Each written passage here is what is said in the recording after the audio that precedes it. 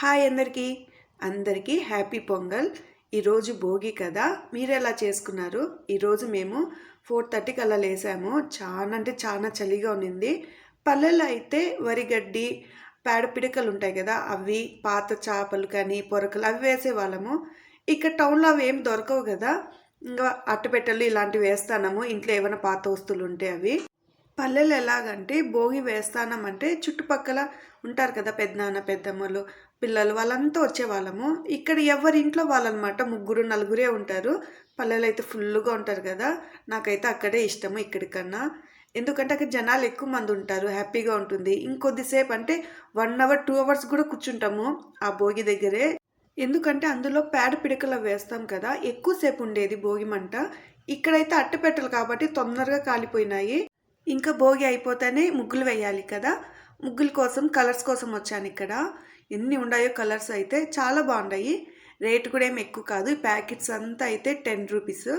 ఈ కలర్స్ అయితే వీటిలో ముగ్గు పిండి ఉంటుంది కదా, అది కలపలేదు. కొన్నిటికైతే కలిపినారు. ఏదైనా 10 రూపీసే అంట. నేనైతే కలిపింది తీసుకున్నాను, దానివల్ల వేసేటప్పుడు మనకి ఈజీగా వస్తుంది, చేతికి అంటకుండా. ఇక్కడ ముగ్గురాళ్ళు అయితే కలర్స్ ఉన్నాయి. వీటికన్నా ముగ్గుపిండే అంటే కలర్సే బెస్ట్ ఈ రాళ్ళ కన్నా నాకు తెలిసి. ఎందుకంటే వేసేయడానికి ఈజీగా నీట్గా వస్తుంది తడిపైన వేస్తే ముగ్గు. ఇక్కడ చూసారు కదా ఎంత బాగున్నాయో కలర్స్ అయితే. నేనైతే ఒక 7 తీసుకున్నా. ఇదండి నేను వేసిన ముగ్గు. ఇది వేయడానికి ఎన్ని రోజులు పట్టిందో నేర్చుకోవడానికి. నాకైతే ముగ్గులే సరిగా రావు. ఇవైతే చుక్కలతో వేయలేదు, మామూలుగా ఫోన్లో చూసి వేసుకున్నాను. నాకైతే బాగా నచ్చింది.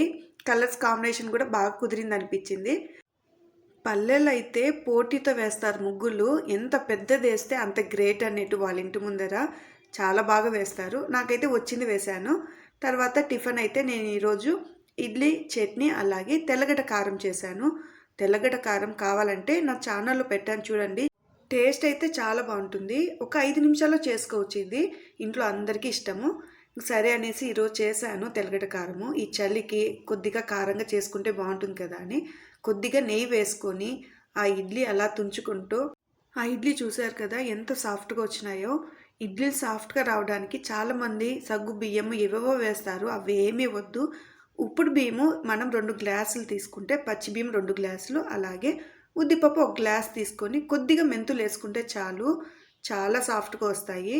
నేనైతే ఇడ్లీకి దోశకి సపరేట్గా అయితే పిండి వేయను, రెండింటికి ఒకే పిండే వాడతాను. దోశలు కూడా చాలా క్రిస్పీగా ఎర్రగా కాలుతాయి.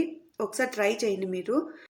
ఇక చూసారు కదా ఎంత సాఫ్ట్గా ఉందో ఇడ్లీ. అలా పట్టుకుంటే చాలు స్పాంజ్ లాగా ఉంటుంది. ఒకసారి తెల్లగడ్డ కారం చూసి వీడియో ఒకసారి ట్రై చేయండి, మీ ఇంట్లో కూడా బాగా నచ్చుతుంది. తెల్లగడ్డల హెల్త్ కూడా చాలా మంచిది. నేనైతే నెలకు ఒక్కసారి అయితే కంపల్సరీ చేస్తాను.